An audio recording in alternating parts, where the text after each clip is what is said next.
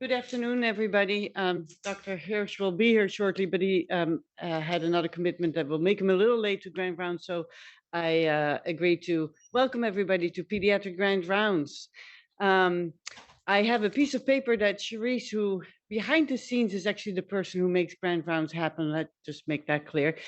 Printed out for me with a bio of our speaker. And I looked at it and I thought, I don't know all of this because I've known our speaker for many, many years. And not only is he someone who's really a long-standing and very well-respected faculty member here at UCSF, Dr. Glenn Rosenbluth is also a fantastic colleague and friend. And he's speaking here today about a topic that I wanted him to come speak about.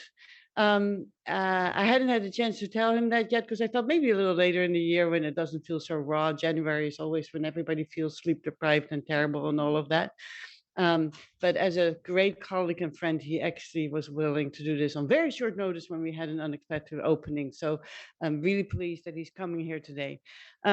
Dr. Rosenbluth has been at UCSF since 2005 on faculty, but has been at UCSF since 2001, when he came here for residency training, stayed on as chief resident and then as faculty. He did his medical school training in New York at Weill Cornell, and has been on the East Coast on the West Coast ever since, although I think sometimes goes back to the East Coast to see old friends. But every time that I'm asking him, are you moving there? The answer better be no. He luckily always says, no, I'm happy here. And he has done so many different roles here at UCSF, both in our department where he's functions as the associate program director for many years, twice as interim residency program director, and now as director for patient safety and quality for graduate medical education across UCSF. He's a hospitalist by training and takes care of pediatric patients in hospitalist medicine, but also increasingly complex care patients, and has partnered with our craniofacial clinic to really be the general pediatric face in the clinic, both on this side and on the East Bay side. He has won multiple awards over the course of his career, starting with the Exceptional Physician Award at a time that was only given to like 4 people or so back in 2006. He should get it over and over again because he continues to be an exceptional physician. And this, I know, is a very topic near and dear to his heart. Whenever we are on meetings that we talk about trainees and things like that, he will always remind me that sleep is not highly overrated. Sleep is very important. Glenn.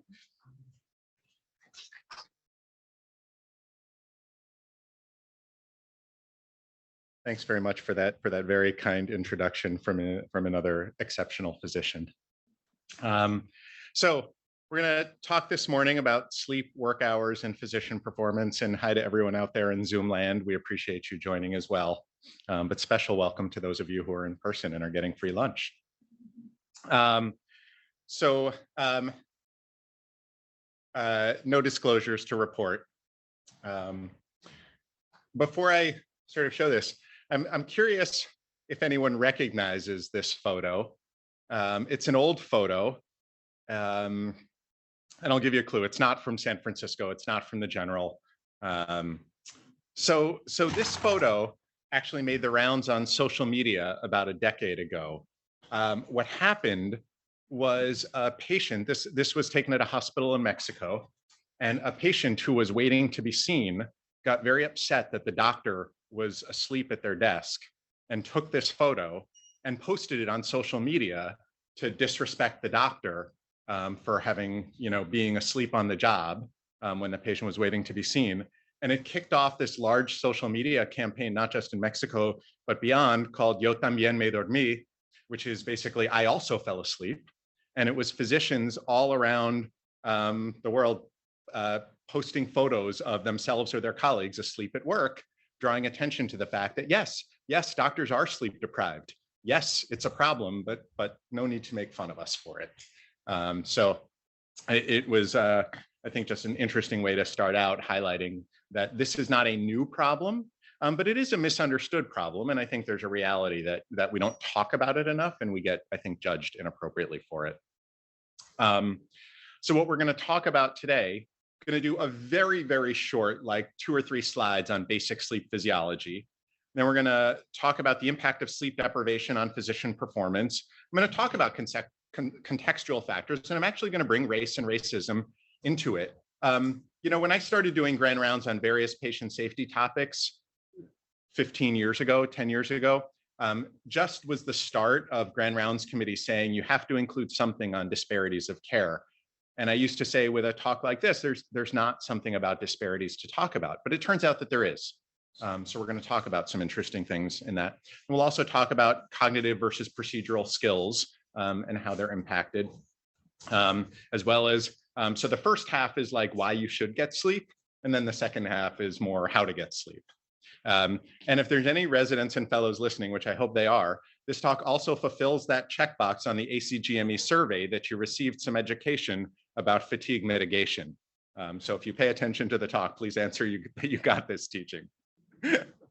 A little bit of context on the history of duty hours in physicians. So the start of the duty hours movement was in New York in the late 80s with a case called the Libby Zion case that led to something called the Bell Commission, which basically what happened was a patient died as a result of a medication interaction. It's not clear that sleep deprivation really played a role in that case. It was an issue with MAO inhibitors and Demerol. But it drew attention to the fact that physicians were sleep deprived. And so New York City or New York State had the first work hours limitations, which was 80 hours a week. 10 years later, the Europeans put in their first work time directive, which limited everyone, not just physicians, but everyone to 72 hours. The ACGME first round of duty hours came into play in 2003. So that's when the ACGME first said that there's a 30-hour limit on how long someone can work. My intern year was the last year that we had post-call continuity clinic. So you could work 30 hours and then still have continuity clinic. So 2003 was when the changes were actually put into place, limiting to 30 hours and 80 hours a week. 6 years after that, the Institute of Medicine did a deep dive into the literature and put out this IOM report that led to the next round of duty hours. It was around that time also that the Europeans said, let's take it from 72 down to 48 hours. And so technically, actually in Europe, you're not allowed to work more than 48 hours. It's not to say people don't violate it, but that is the rule that the Europeans have decided on. The ACGME duty hours became much more restrictive in 2011.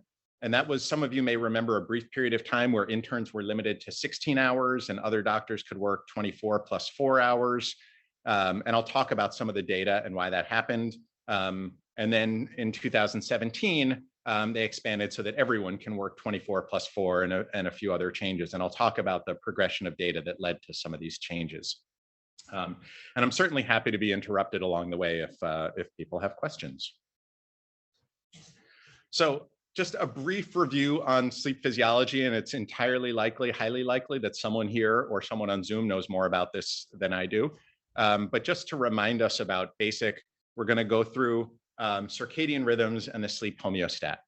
So the circadian rhythms is basically our system that regulates the timing of sleep. That's when we feel tired and when we feel awake, and that's independent of the amount of sleep.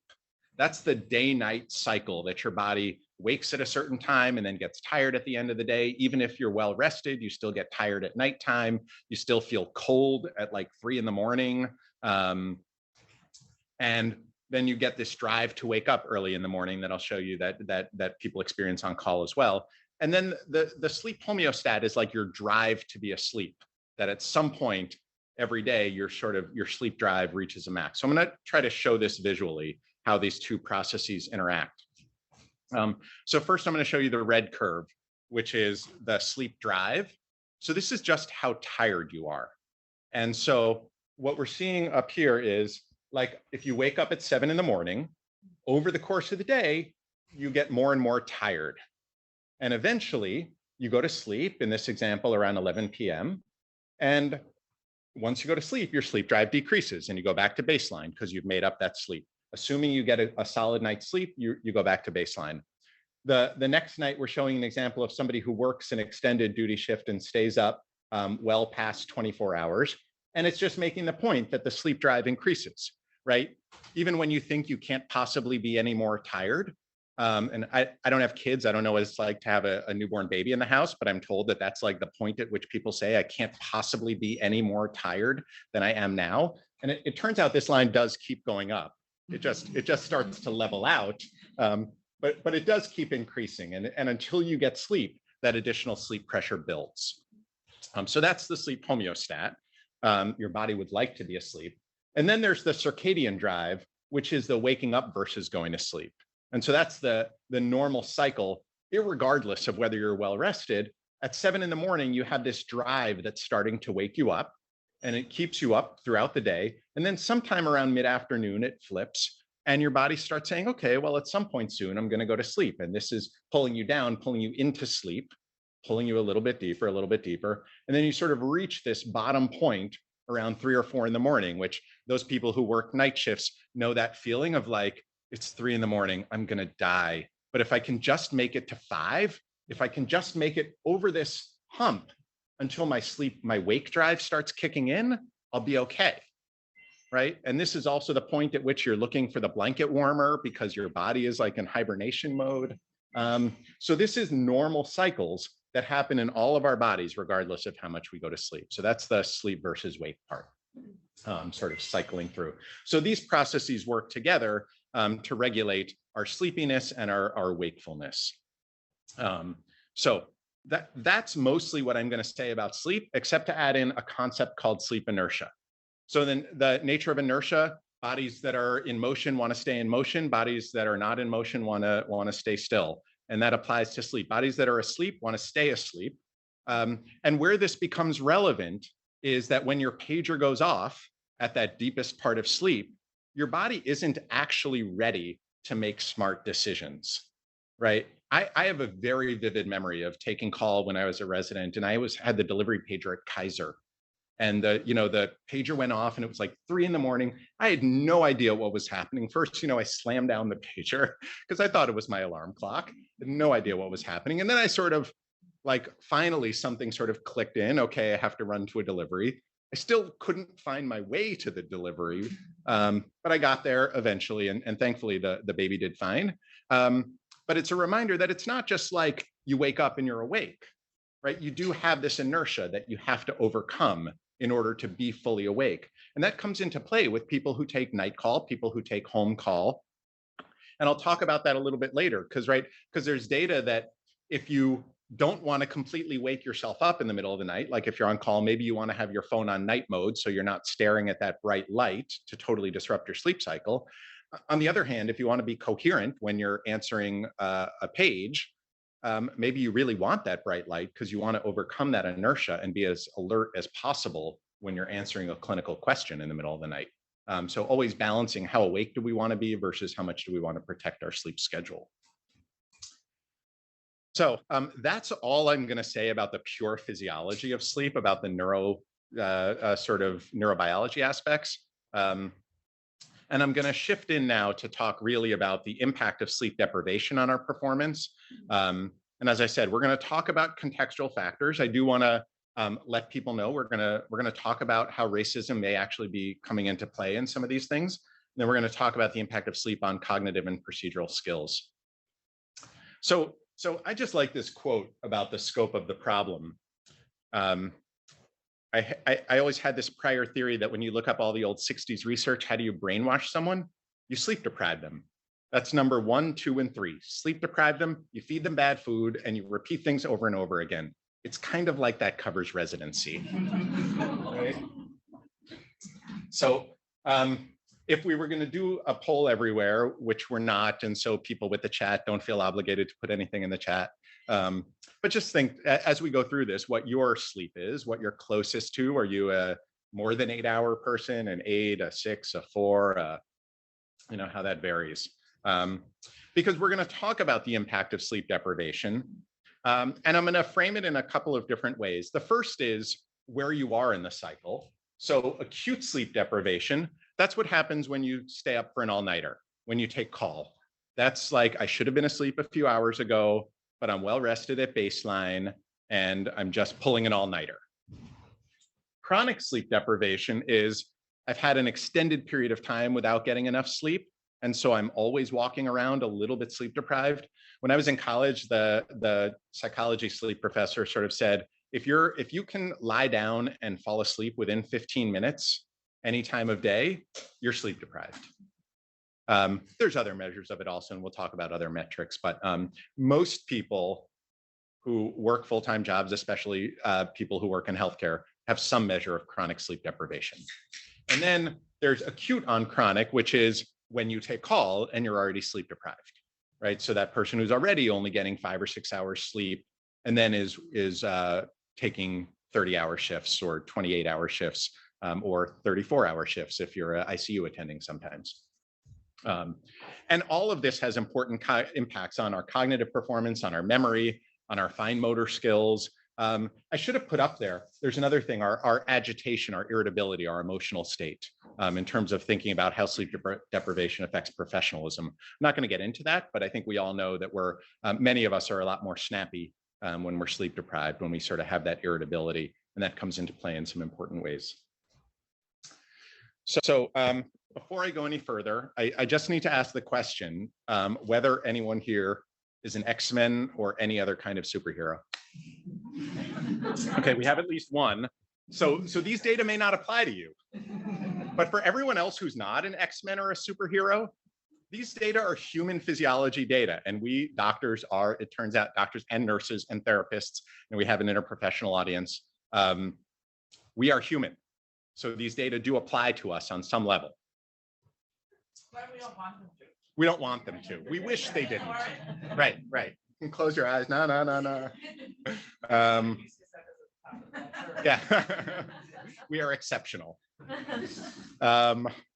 So we're going to ask the question, how much sleep deprivation is significant? And the way to unpack this is with studies in the psychology labs, asking people to do tasks. So probably the classic study looking at this is by a team led by Jeff Van Dagen, and this is now 20 years ago. And what this team did was use a couple of different metrics to compare people who got no sleep for 3 days. They were kept awake in a sleep lab under artificial conditions, or people who were allowed to get 4 hours a night for 14 days, 6 hours a night for 14 days, or 8 hours a night for 14 days.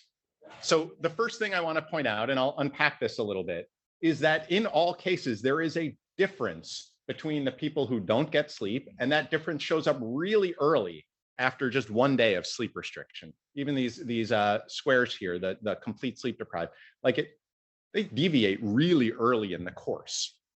So I'm going to talk a little bit about what some of these things are, and I'll unpack it. This is performance vigilance. This is a survey, a sleepiness score that you take. This is serial addition and subtraction test, basically making people do math. And this is a code-breaking digit symbol substitution. So I'll show you what that means. For the performance vigilance test, what people have is they have a screen. It's a touch screen with this little square, and a timer starts clicking. And what they tell the people is, as soon as you see the timer clocking up, these are milliseconds, as soon as you see the timer, just tap the screen. So it's basically just saying, how quickly do you notice that there is a counter, and tap the screen. This is the digit symbol substitution test, where they'll track you for 60 seconds and just say, okay, number 2, then you're supposed to put the up and down arrow. Number 9, okay, you're supposed to put the backward sigma. So just seeing how many of these you can get in 60 seconds, how far along you can.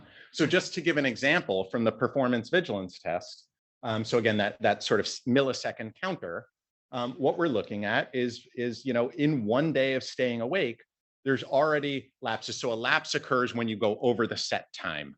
I think it was 500 milliseconds, so half a second. So the lapse occurs when you go over the time. And the idea is that the people who don't sleep, even after 1 night, deviate pretty quickly. But the other big point is these people who sleep 6 hours a night, who think, oh, I'm doing fine on 6 hours a night, right? After 2 weeks of being limited to 6 hours, they're at about the level of that person who just did 1 24-hour wakeful period. So chronic sleep deprivation really does make a difference. astute people, just to say it out loud, because I'm sure someone's noticing what's going on with these 8-hour people who are still having performance decrements over time. The paper, the researchers say this is actually not a statistically significant difference going up to these 4 lapses. I'm not totally sure whether I believe it or whether people maybe got bored with the test, but I would still ask you to pay attention to the fact that there is a significant deviation from each of the curves. So there's definitely some difference going on. We often hear people compare being tired to being drunk. This is one that comes up a lot. This is a classic study that was published in Nature about 25 years ago, comparing relative performance on similar psychometric tasks to hours of wakefulness. And the point that's made is that 16 hours is the point at which an individual's mean performance goes below their own baseline. So each of these dots is somebody's baseline over time, and the inflection point from your own mean performance happens around 16 hours. That's when your performance starts dropping off. That's also the equivalent of maybe a little bit more than 1 drink. So people say, oh, I just had a drink. That's probably around when you start being maybe, at least you can sort of, if you can feel the alcohol, it's probably affecting you in some way, your performance. So the first thing I'll say is this 16 hours, those who remember the second round of Duty Hours 2.0, where interns were limited to 16 hours, that came out of the IOM, the Institute of Medicine said nobody should work more than 16 hours straight. And I'll talk about why it just applied to the interns, but this is why the Institute of Medicine said 16 hours should be the limit, because that's the point at which an individual's performance falls below their own average baseline. And then to take the alcohol metric a little further, so this is 24. So 24 hours of wakefulness comes out to about 0.94 of your average performance. And if you look over around 0.94 on this graph and come over here, you get a blood alcohol concentration crosses the line at 0.08. So that's where people say when you're up for 24 hours, it's approaching being drunk, because the cognitive performance on these psychological tests is about equivalent after 24 hours to having a blood alcohol concentration of 0.08, which is about 4 drinks. That's where that comes from. So it's not just made up. It's not people, scare tactics. It's data. So, just take a drink of water. So I want to shift a little and acknowledge that sleep and work exist in a broader context. We all have a life outside the hospital. People have relationships and families. Some people have new babies or children in their home, which is affecting their sleep patterns. Some people may have adult family members they're helping take care of that affect their sleep patterns. There's lots of things in life that affect how much sleep we get. Socioeconomic factors affect our sleep. The San Francisco housing market, right? It comes down in a couple of different ways, right? Some neighborhoods are noisier than others, and that may impact your ability to get sleep. Some neighborhoods are closer to the hospital. Some people may need to live further out and therefore have to wake up early to get to work. Some people can afford to take an Uber or a Lyft to work, and some people rely on public transportation, and that also affects how much sleep you get. So lots of different sort of broader contexts, socioeconomic factors come into play in how much sleep we get. Certainly medical school debt, and the way that comes into play is we allow moonlighting in a lot of programs at UCSF, and some people feel that, or I shouldn't say feel, some people need to take extra shifts to make their bills, and that's a real thing, and that's going to affect how much sleep people get. And some people may be working other jobs that are not moonlighting as physician jobs. Not everyone's allowed to moonlight. And I remember when I was a resident, one of my colleagues worked at Pottery Barn over the Christmas holiday because just needed the extra work. Seth and I were in the same class, and you might remember who that was. And then I'm going to talk a little bit about race and racism, how this comes into play. And it's complicated, but I think it's important to identify and to name. So shorter sleep duration is more common in Black identified individuals in many fields. In healthcare, the risk is about 23% higher of having shorter sleep deprivation. It's the prevalence ratio rather. And I think it's fair to say, from everything I've read, and if someone knows more, please feel free to interrupt me. It's a complex interplay of workplace discrimination that occurs and an increased work ethic. And I watched a great lecture on this notion of what's called John Henryism, which refers to a strong behavioral disposition to confront adversity with high effort coping. And so some of the adversity that occurs is structural racism that people encounter. And some people confront that with very high effort coping, which sometimes manifests as things like stereotype threat, increased emotional burden, increased energy expended to try to overcome stereotypes that are made about people. And the ultimate result is less sleep. This high effort coping can result in less sleep. And there's some, I'm happy to share the references. I have them on the last slide. And then just about sleep quality, there's good data that individuals who experience more discrimination have less stage 4 sleep. This is from a Black identified study population. Exposure to both overt and subtle discrimination are related to lower subjective sleep quality. This is from Latinx and AAPI identified study population.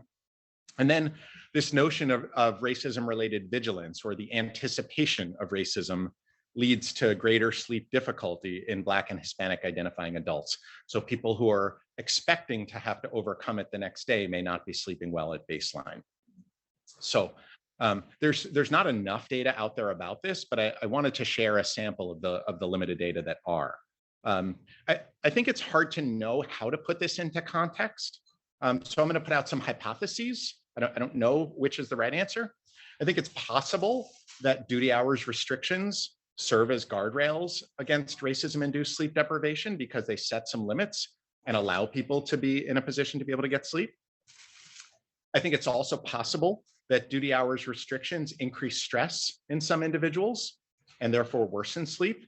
People are told to, you haven't gotten your work done, you have to leave the hospital, and that creates stress. And I think it's fair to say that there's likely many other intended and unintended consequences of duty hours. So it's a broad issue, and we're only starting to really unpack it through the lenses that we should be exploring all of our health-related issues and safety-related issues. Effects on language. I just mentioned this comes up a little bit around the inertia and just general sleep deprivation, right? We all know that we've probably all experienced complex language tasks are harder when you're sleep deprived or when you're standing in front of an audience stumbling over your words. Probably less effects on simple tasks, but I know, so I'm someone who's passed the UCSF bilingual test, and yet I know that I am less able to speak Spanish fluently when I'm sleep deprived. Just the brain just doesn't work as well. So recommend really there's issues around decreased vigilance. So having greater attention to this, especially in foreign languages, use of interpreters, being aware that sleep deprivation is going to affect all these. Okay. So those are all sort of general things that come up. I'm going to dive right into residents in the PICU. These are data from a couple of years ago at Boston Children's, looking at attentional failures and reaction time. So attentional failures in this study were measured by residents who were actually wearing EEGs during the study. Residents who consented to the study were wearing EEGs when they're working for a month. And so when their attention lapsed, it was the EEG like acknowledging that their brain was no longer paying attention to what they were doing, and they were getting sleepy. And then reaction time was actual, similar to those performance vigilance tests. And this study from 2 years ago was comparing residents working a schedule of shifts greater than 16 hours to residents working a schedule of shifts less than 16 hours, limited to 16 hours max. And this is the end of, I guess the x-axis didn't show up, but this is the end of the first week, end of the second week, end of the third week, end of the fourth week.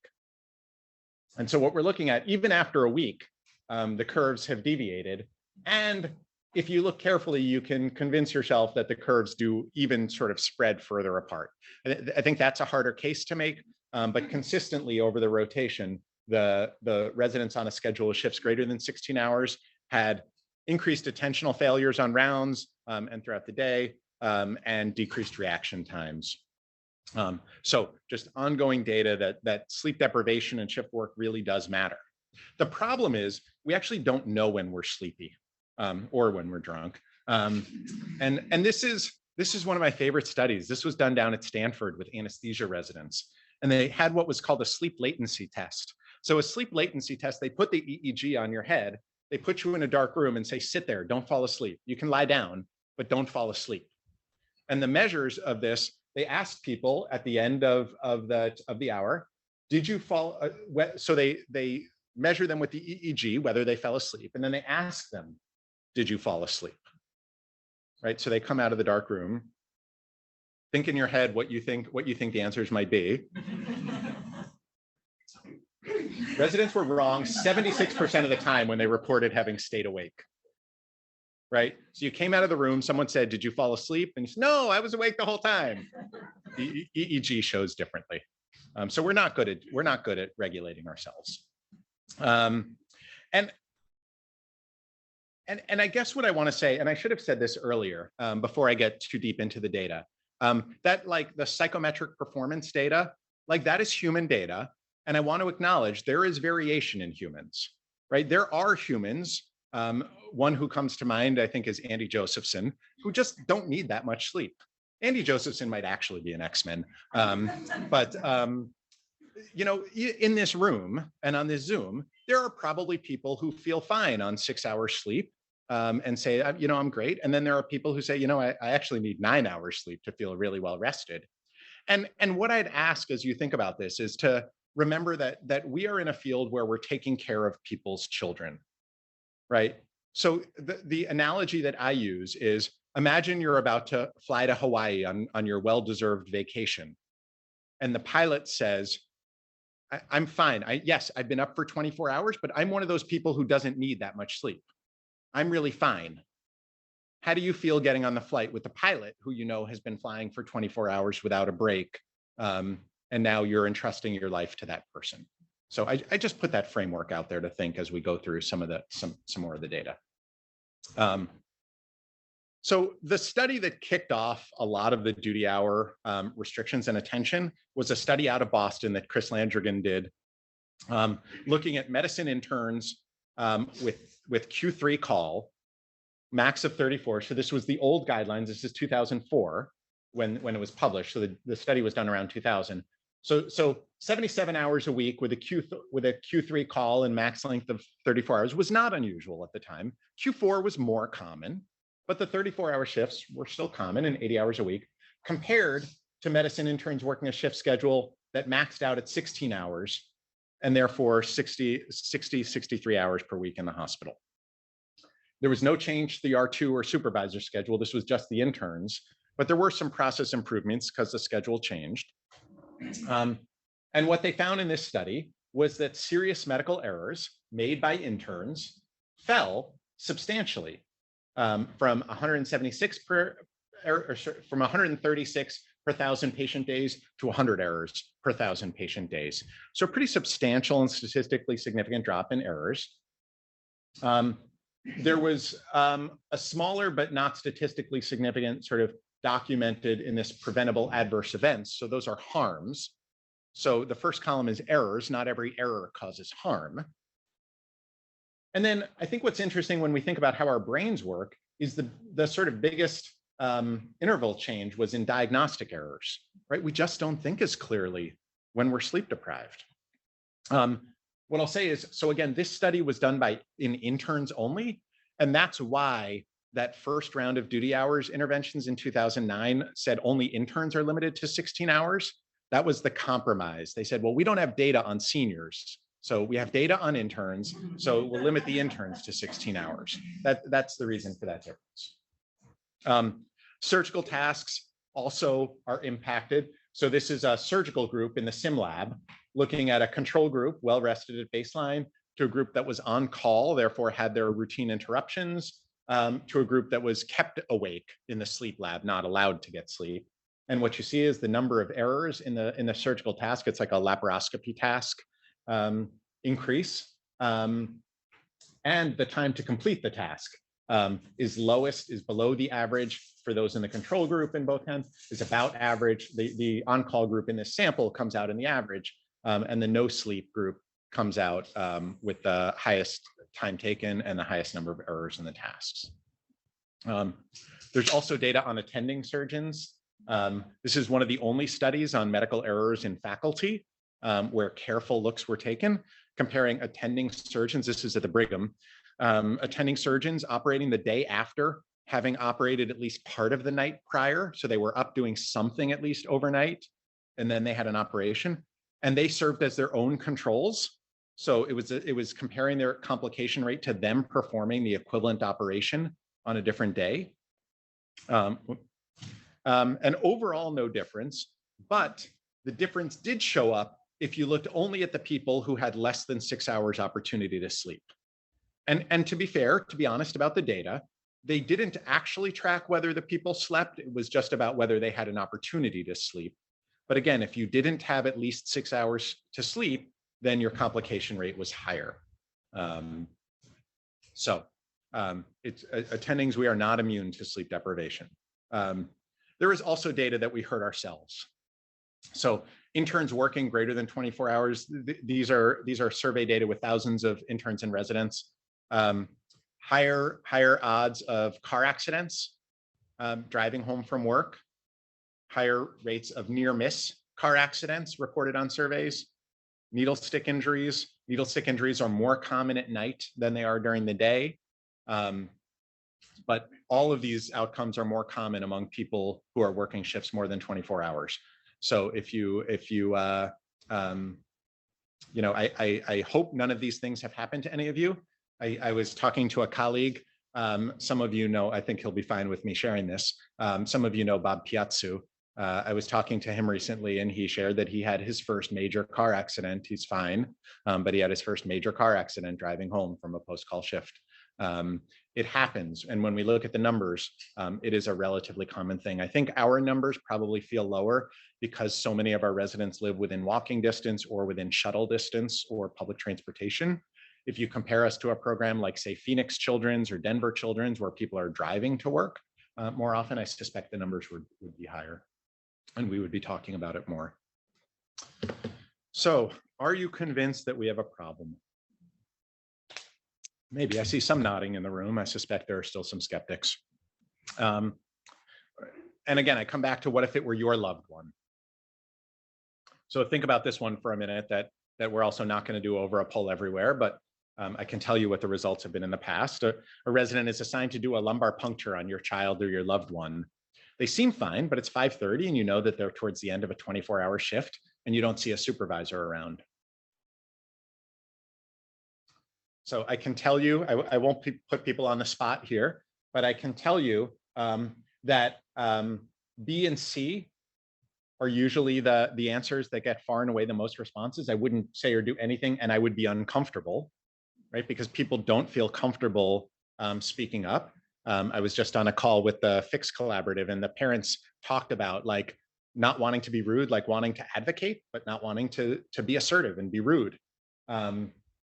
And the other option is I would make sure the resident is directly supervised. Again, people are sort of uncomfortable asking for that. Some people say like, are you going to do this? Are you going to do it alone? But people don't really tend to ask. So I want to say there's another side to this. We can't force people to sleep, right? And there are data that more time off does not equal more time sleeping. Just because we let people go home doesn't mean they're going to go home and go to sleep. Doesn't mean they can go to sleep, right? All those other factors that come into play, right? As soon as you get home, you may need to help make dinner for your family. You may need to put kids to bed, all those things. Inter-individual differences do exist. So again, some people do need more sleep than others. I bring you back to the pilot example. How do you feel? And if not, how do you feel? How do we regulate it? How do we determine, if it's our responsibility to create a safe environment, how do we determine who's the person who only needs 5 or 6 hours sleep and who's the person who needs 8 or 9? Do we have doctors walk around wearing EEGs? Maybe.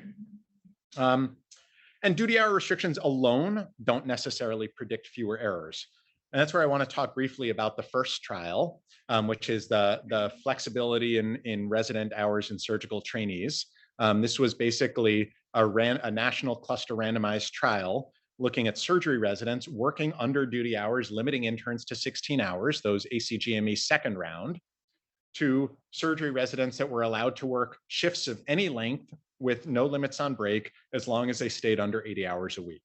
So they could still work 30 hours, they could work more than 30 hours, they could have shorter breaks. And what the study found was no difference in the outcome measures.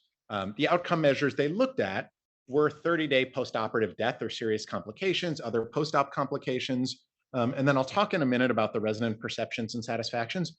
But I want to differentiate this from what Chris Landrigan did in the 2004 study, which was they did chart review.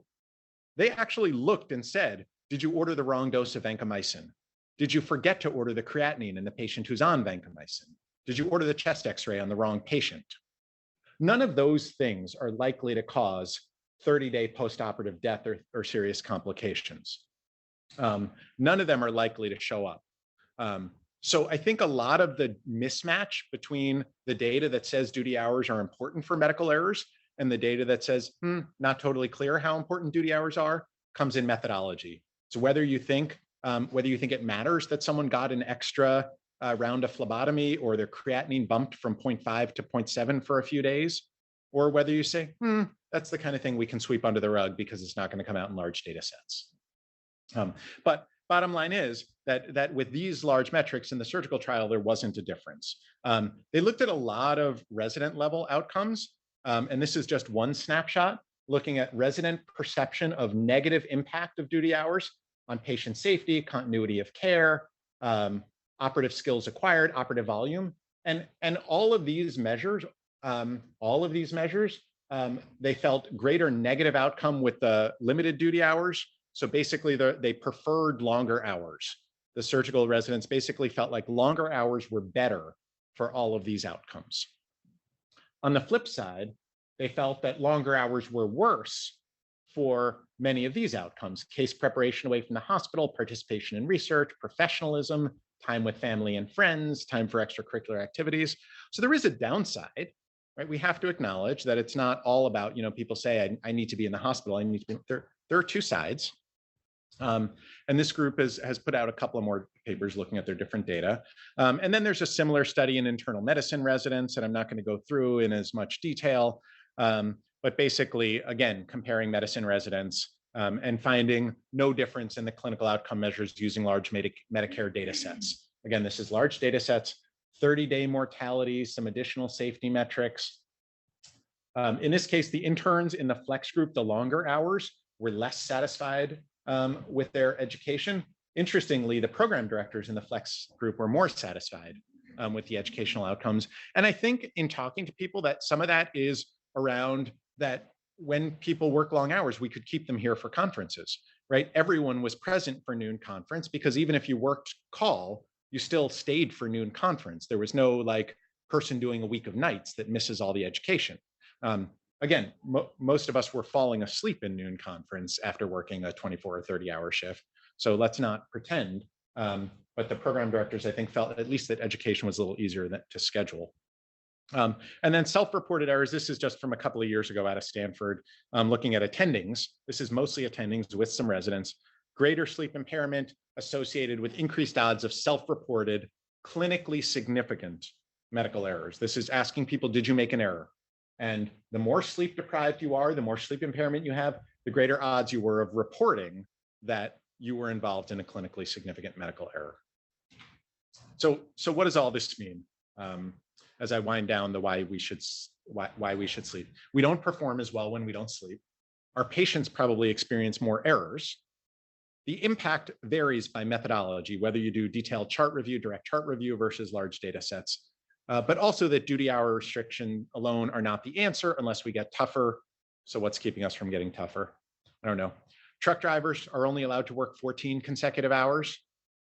Pilots are limited to 8 hours of flying. I'm going to sort of just ask you to think for a minute about why truck drivers and pilots allow themselves to be regulated. And I'm going to say something that's a little bit morbid, but I think it's important to say out loud. Pilots let themselves be let themselves be limited to avoid sleep deprivation because pilots know that if they make a mistake, they go down with the plane. Think about how you might perform differently if every medical error that you made happened to you or your loved one, right? Every bump in creatinine, you've dosed the vancomycin wrong, your kid's creatinine is going up to 1.1. And we have to draw labs 2 more days. Yeah, Mindy, Can I make a comment? please. The pilot lands, that's taking care of the patients or patients the plane is over. For us, there is a handoff of care and other things that are different. That's a great point. So for people on the Zoom, the comment was that a pilot's task has a defined end time. They land the plane. For physicians, we hand off, and there's some complexity that happens with that and care ongoing. One of the things people used to say is, well, if you limit duty hours, that's more handoffs, and that's going to cause more errors. If that were the case, then in the iCompare in the first trials, we would have seen a difference, right? Because by allowing more hours, we had fewer handoffs, and we didn't see a difference. We saw that the two groups were equivalent. So I think there's different perspectives on it and important. Yes, Andrian.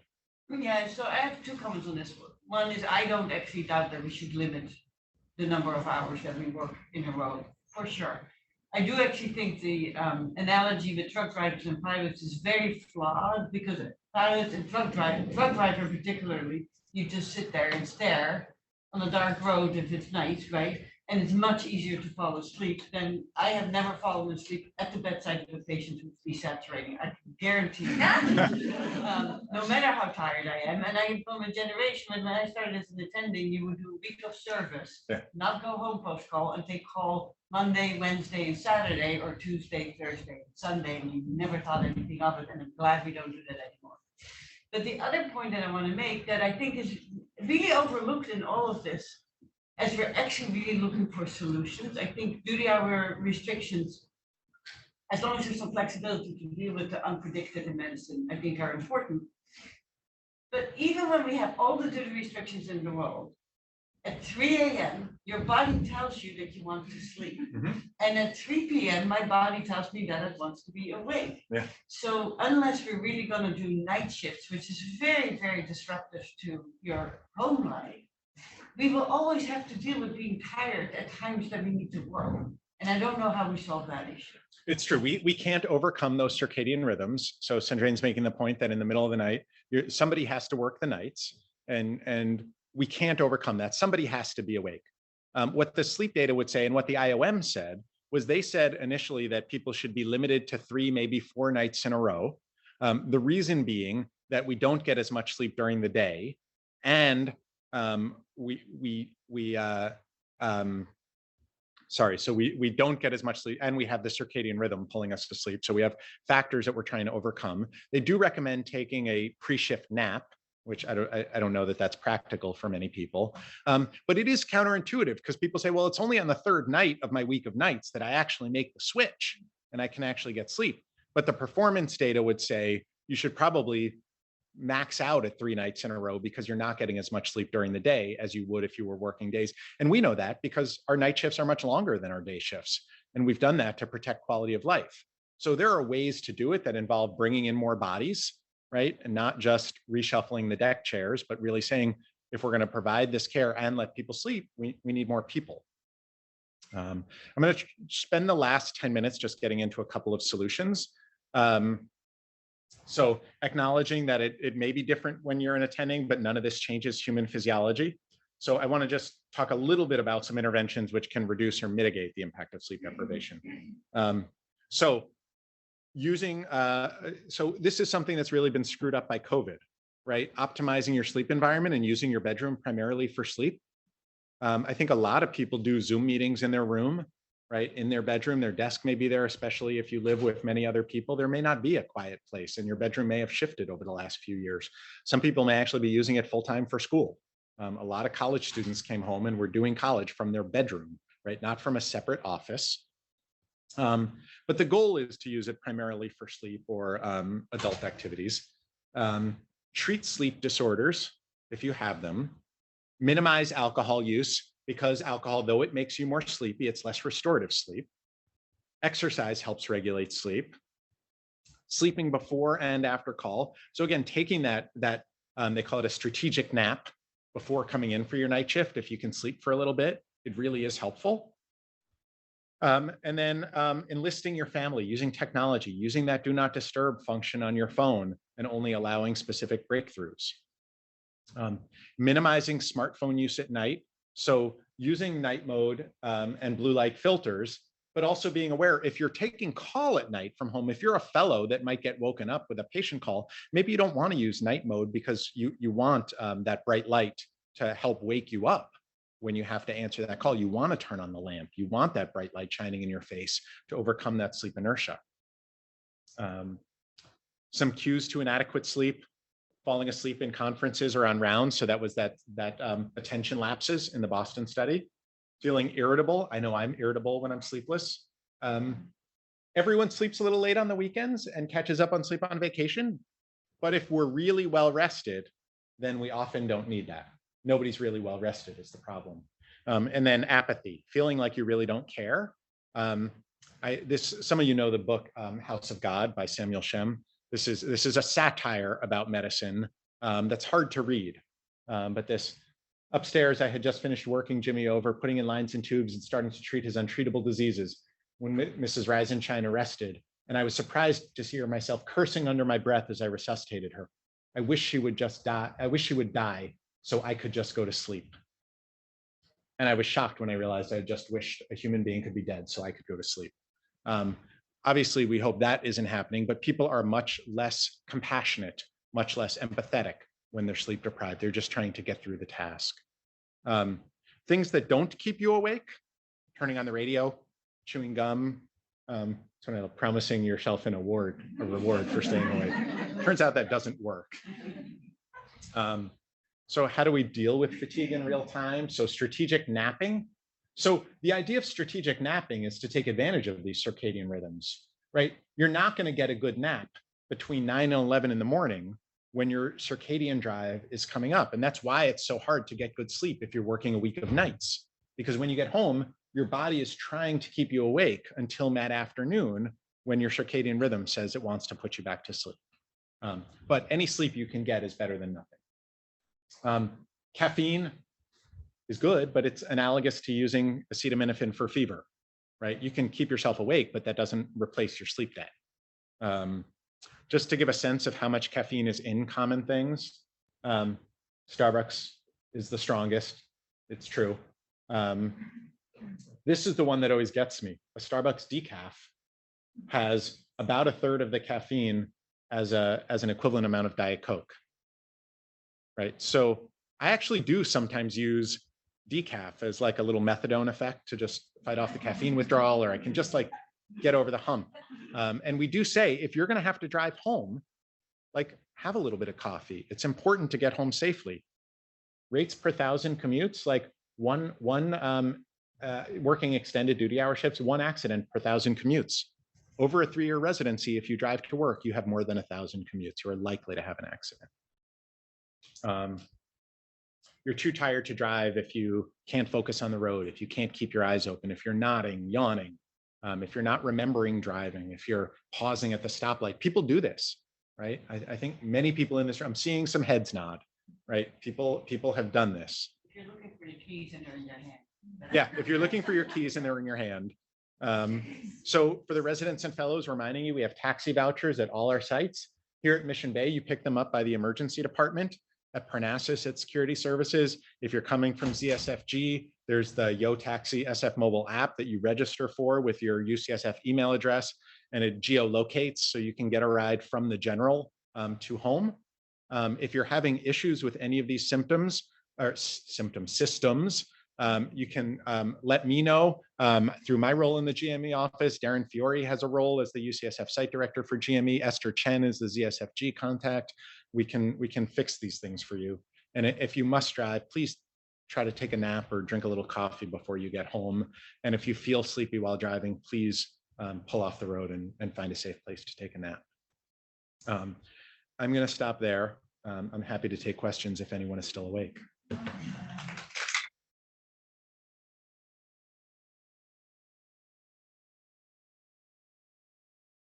We get better, like when our performance improves when we do like many 24 hours or month, or it's always bad.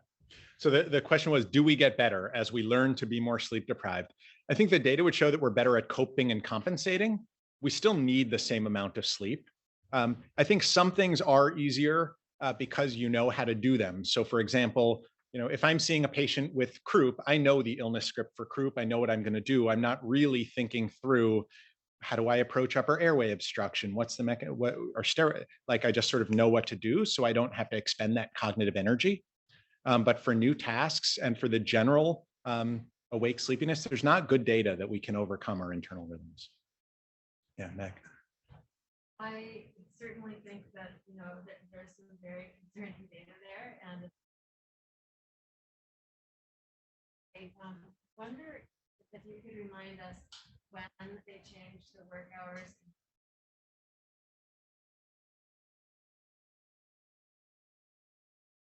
I know the training, the way that they do training, and do you have any thoughts?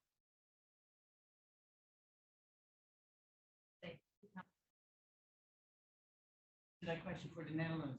It changed right after I was talking with sorry. We're not That would have been in late 90s actually. But the length of training did not change with the shortening of the hours. So it's longer for sure. It takes 5 years to be a pediatrician. Don't forget that in the Netherlands you go to medical school right after high school. So in the end, you're about the same thing. But they didn't change the duration of training with the change in work hours. They didn't change the number of hours, but it did increase the number of years. No. So they decreased the number of hours without ever increasing the length of training in total. The biggest difference between the training in the Netherlands and here is they work there's 3 shifts in a day instead of 2. So there's I can't remember exactly how long ago, but it's like an 8 or a 4 to 11 and then 11. That's the biggest difference. And if you work a weekend, you don't work the rest. Yeah, and I think it's important to highlight that the European system is different in a lot of ways. And I say, like, it's important to remember there's another way to do things that works, right? Nobody's concerned that the Europeans don't provide high quality doctors, even though they have greater duty hour limitations. But yes, they have a different system. It's paid for differently. Medical school is not as expensive as it. All kinds of things come into play. And there's another way to do things that works. Yeah, I am 100% convinced of that, and I think you just hit on 2 of the really significant things. First of all, we have, and then GME sits within that, and the way that paid for is also problematic. Yeah. And not to be like, but the system in the Netherlands has a lot of flaws to it as well, right? There's like other problems with it. And the pediatrician in the Netherlands is a very different position than a pediatrician here, because you don't do preventive health there. So you have no continuity as a general pediatrician. It's very, very, very different. But the bottom line is, yes, you can learn in different ways. Get one from the room. Is there any accuracy to sleep measurements with tools like Fitbit? So the question was, is there any accuracy to sleep measurements with tools like Fitbit? I don't know the data on that. I can look it up and get back. I don't have a lot of confidence in those. Certainly they're getting better. And if you're really wearing it while you're sleeping, there are, it certainly can track your movements, and there are some movement patterns that are associated with being asleep versus not being asleep. But it's a good reminder that I should look into that. I certainly know some of the sleep research studies use actigraphs that people wear around their wrist. So some things around that definitely have been used. I don't know the specific Fitbit versus the Apple Watch versus, but yes, there is data for general wristwatch or wrist devices. All right. Oh, Yeah, one more. I saw somewhere in a video, whether I don't know whether it's true or not, that so deep sleep helps your brain. I mean, rest your brain. So is it true? And if it is true, like this 15 minutes of deep sleep So can this help the physician? I didn't get it. I heard something about deep sleep. Yeah, I mean 15 minutes of deep. Oh, 15 minutes of deep Yeah. sleep? Any sleep is better than no sleep, and there's good data of power naps. Different type of sleep. And the different types. Yeah. Oh, I mean, yes, if you can get into delta sleep, that's the most restorative sleep, and certain REM sleep and delta sleep increase as you get deeper into sleep. So as you cut short, you lose more of that. But I don't know specifically which study you're saying that just 15 minutes of it is restorative enough. I mean, I was Yeah. just asking whether this like strategic naps that you have from. So will it help for the patients who have like 1 hour of work? Would strategic napping help for? That like sleeping during the work, they have like a break for Yeah. 15 or 1 hour. Would it help for physicians to have a break during shifts? Yeah. So there aren't data on errors for physicians who have a break to nap during their shift, but that was a recommendation of the IOM that if people are going to work extended duty shifts, that they have a break to take naps. Yeah, that was a specific recommendation. 102, I'm sure Glenn will stick around for a little bit for more questions. It's really nice to see so many people here, so you're very welcome.